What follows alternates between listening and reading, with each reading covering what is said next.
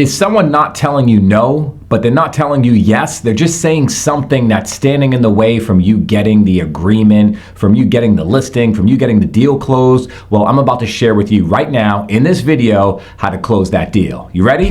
Let's go, let's go, let's go.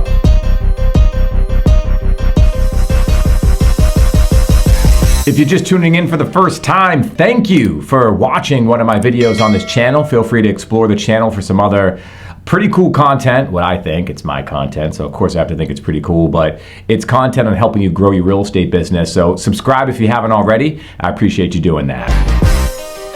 Today we're going to talk about objections. What is an objection? An objection is basically something someone says that stands in the way from you getting what your purpose is to get out there. If you're out there getting a listing, if you're trying to get a buyer agreement signed, if you're whatever it is, you're on the phone trying to land an appointment, they say something that stands in the way. Call me back in 2 weeks. Those type of things. I'm working with another agent. Your commission's too high. Blah, blah, blah, blah, blah, blah. These are all things that when you face, what are you going to do as an agent? Are you just going to just take it and accept it and say, okay, fine, I'll call you back in a couple of weeks? Or are you going to face that objection? Well, we're going to talk about facing the objection today and overcoming it and getting the deal signed. Guys, here's the thing. Getting an appointment's not easy. If you've been on the phones, if you've been door knocking, whatever you do to get an appointment, you know that you put in some work to get it. So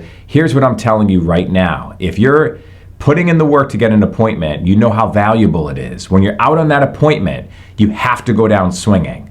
You have to leave everything on the table so you exhaust all efforts. If you walk out of that house and you don't get the listing deal signed, you know you gave it your all and you're not regretting anything.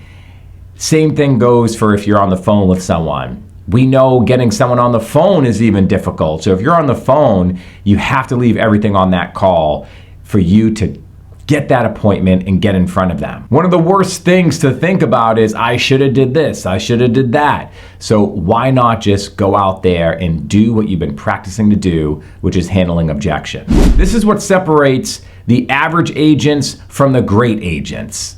Handling an objection, I want you guys to understand a few concepts when handling an objection. Rather than going straight into battle and hearing someone say something and you just having your rebuttal teed up, ready to go. Yes, you should have something teed up and knowing what to say if someone says a certain objection. That's the great thing, is there's not many of them. There's only a handful of objections, so you can really internalize what you want to say as a response. Now, when someone's saying something, you don't go straight into that. You have to learn to repeat and approve. I'll say that again. You have to learn how to repeat and approve.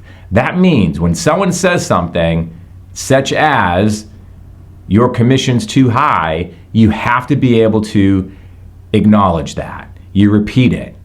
It sounds to me like getting as much money in your pocket is the most important thing for you, and I can completely understand that. You repeat and you approve. You acknowledge what they say. That way they know you're on their side. You're not just hearing what they say and then coming back with the rebuttal, and then it becomes confrontational, and it's you versus them. We don't want that. We want to repeat, approve, and then have some silence.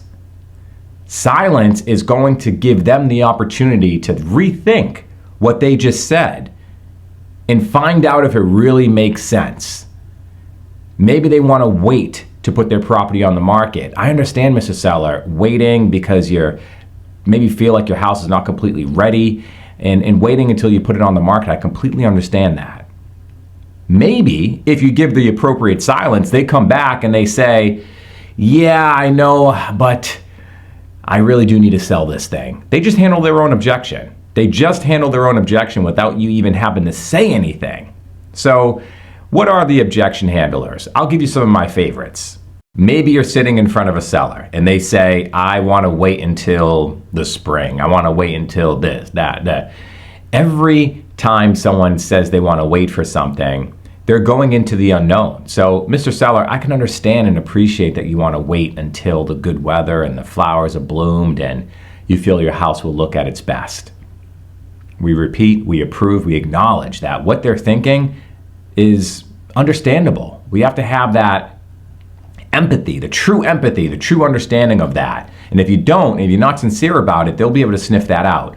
Once you acknowledge and repeat and approve that, I understand that. Silence. Now, allowing them to come back and maybe handle their own objection. Maybe they don't. If they do, great. If they don't, then, we don't know what's going to happen 2, 3, 4 months from now, even weeks from now. The market is ever changing. We saw interest rates go up, multiple percentages in just a short amount of time. We don't know what the buyer pool is going to be in a couple of months. We don't know what prices are going to be in a couple of months. What we do know is we know where prices are now. If you really are looking to get down to Florida or get here, get there, fill in the blank. If you're really looking to get down to Florida, let's go ahead and put your property on the market, get the price that we know we can get now, and get you on down to Florida. How does that sound, right? So we are going to find out what their motivation, of course, is prior to that, insert their motivation into that scenario, and it's not using their motivation against them, it's reminding them why they even have you there in the first place. We really have to uncover that and realign them with that, because sometimes they get off track. The basic concept that I love of selling now versus waiting until the spring and this and that, there's always a good reason to sell now, right? Even if you're in the dead of the winter and you're here in New England and you have a snowstorm approaching or whatever, selling now, like who's looking for houses? Who's going out house hunting in the snow? You have serious buyers going out there and looking for property. You're not going to have many tire kickers coming through your house and giving you the runaround. You have an appointment, it's going to be a real one.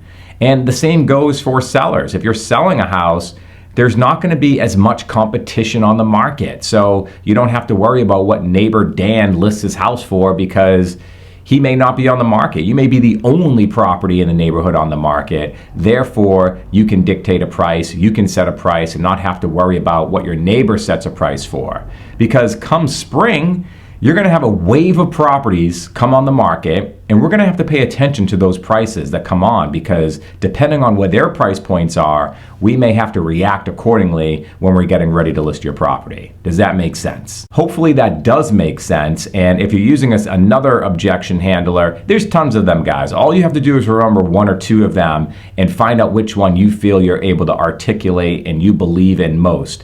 For me, there's always a good time to sell. If it's summer, if it's winter, if it's spring, if it's fall, selling now is going to remove the doubt of what's going to happen in the months ahead, especially in real estate. Another one of my favorite objection handlers comes with commission. If you're in person and the seller is going up against your commission and they have someone else that will be able to do it for less, well, one of my favorite objection handlers has always been, what does that say about another agent who's instantly willing to chop down their own commission? What does that say about their negotiating skills? I stand behind my commission. It's the same exact way that I'm going to stand behind your dollar when it comes down to negotiating. Let someone like me go to work for you and put that to the test. Right? So you're giving an example of how you stand behind your commission and letting them know that you're going to stand behind theirs. I always love that because I believe it. I feel like if someone's just willing to cut their commission out of the gate, what does that really say about their negotiating skills? So there's 101 ways to articulate that and say that to a seller, but the basic idea of that objection handler is the discount agent versus the agent that is going to fight tooth and nail for every single penny when it comes down to netting the seller, their client, the most amount of money possible. And at the end of the day, that's the most important part, right? Because if you look at commission, how commission structures, especially in real estate, $5, $10, $15, $20, $50,000, that's not much of a gap to make up when it comes down to negotiating.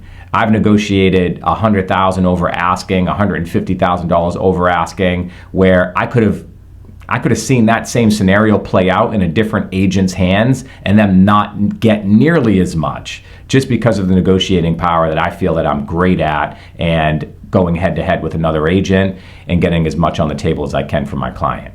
So hopefully those 2 objection handlers and the strategies on handling them have helped you. Remember, we repeat and we approve, and then we handle the objection if necessary after some silence. So give that a shot. Let me know how it works on your next call, your next appointment, and I'll be interested to hear how that does go for you. Check out some other videos on the channel and make sure you subscribe, comment, let me know what's up. I'll catch you guys in the next one.